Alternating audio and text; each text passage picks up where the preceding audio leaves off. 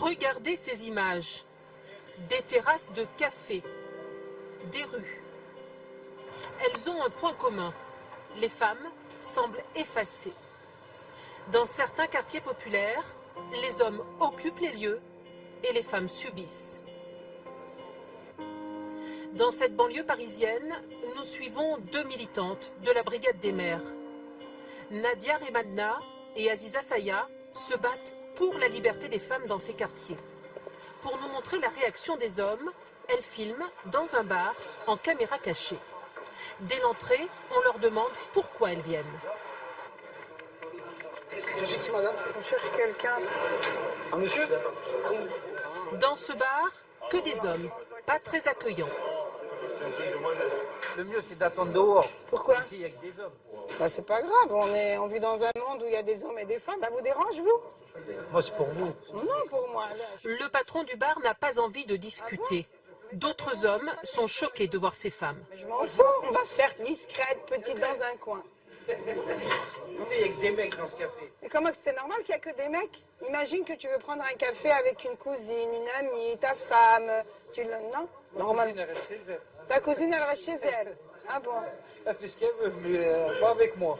Ben voilà, dans ce café, il n'y a pas de mixité. Mais est-ce que c'est normal?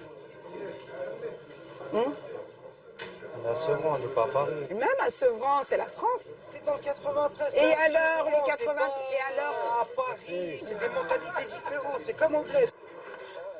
Aller dans un bar, ici, c'est braver un interdit pour une femme. Tu fais ça en Arabie Saoudite, tu dis ouais. Mais ça, on est en France. On est en train de dire, ah mais tu te rends compte, il y a des femmes quand même qui ont été dans un café. Pourquoi les hommes rejettent-ils les femmes?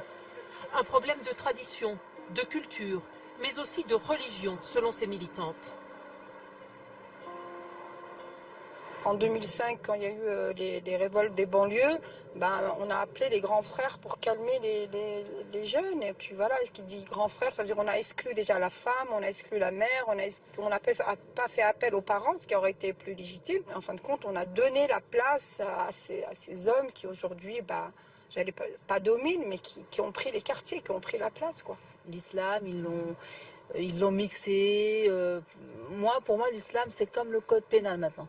Et voilà, faut pas faire ça, ça c'est interdit, ça c'est interdit. Tout est interdit, alors qu'on est en France quand même. Et aujourd'hui, je pense que... Pendant l'interview, une voiture s'arrête. Voilà, on peut constater parce que notre combat est légitime.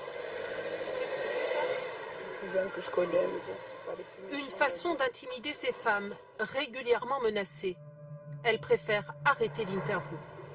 Dans cette banlieue de Lyon, des femmes semblent s'être résignées. Comme cette assistante maternelle qui fait tout pour ne pas se faire remarquer. On met des vêtements sombres, des pantalons, pas de jupe, pas de maquillage, déplacé, de rouge à lèvres rouge, c'est pas possible. Voilà. On s'efface, on essaie de s'effacer, d'être le plus discret possible. Pourquoi? Parce qu'on a peur, tout simplement. À Rieux-la-Pape, 20% de chômage, de nombreux commerces fermés. Les maîtres des lieux sont de jeunes hommes. Peu de femmes dans la rue et notre caméra n'est pas la bienvenue. Allez, on y va les filles, on va faire quelques commerces. Des femmes ont pourtant décidé de se battre. Régulièrement, elles organisent des marches. Habitantes du quartier, de tous bords politiques, elles veulent reprendre leur place, s'imposer. Comme dans ce café fréquenté uniquement par des hommes. On ait cette notion de convivialité, oui. Voilà, oui. De convivialité, parce que c'est important dans une ville. Oui. Que ça se mélange, qu'il n'y ait pas un endroit où on passe comme ça. Il faut que tout le monde soit à l'aise, et puis aussi qu'ils amenez vos femmes, enfin. Embarrassé, le patron se défend. J'accepte les clients. J'ai pas de problème avec les femmes, ni avec les hommes, ni avec tout le monde. Mais ici, aucune femme. La priorité de l'organisatrice des marches, c'est de convaincre les habitantes musulmanes de participer. Mais notre but, un petit peu, nous, De mélanger, voilà, ce qu'on aimerait, c'est... Après, il y a les convictions religieuses qui font que la femme, elle peut pas trop se mélanger. Enfin, elle peut pas du tout, même il n'y a pas de mixité, en fait. Sous le regard des hommes du quartier, difficile de parler librement. En plus, on parle, ils sont pas contents parce qu'ils nous regardent de travers. Voyez où votre fille boire un café là?